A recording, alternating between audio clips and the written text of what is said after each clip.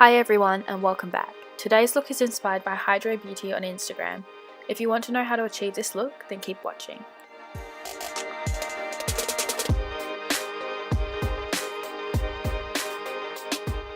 Using the Beauty Bay EYN Matte Bright palette, I'm placing Tutti Frutti in the crease using the Morphe E18 brush.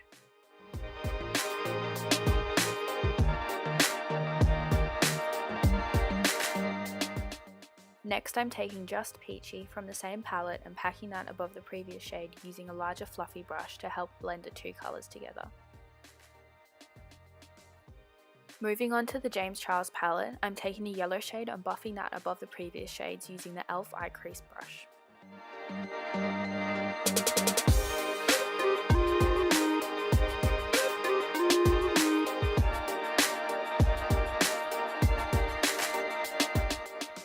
Taking a lighter orange shade in the same palette and blending the orange and yellow shades together.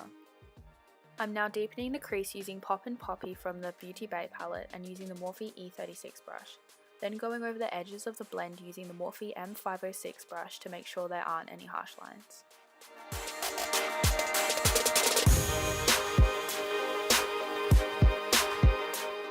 Taking the Too Faced Born This Way concealer in Swan and placing that on my lid to create a halo eye shape and blending the edges out using a fluffy brush.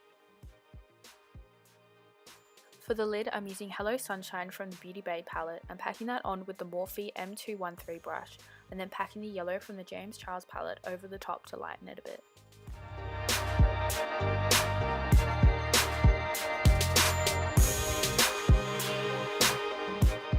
Using the previous orange and red shades, I'm packing them on the sides of the halo eye to create a gradient and blend them out.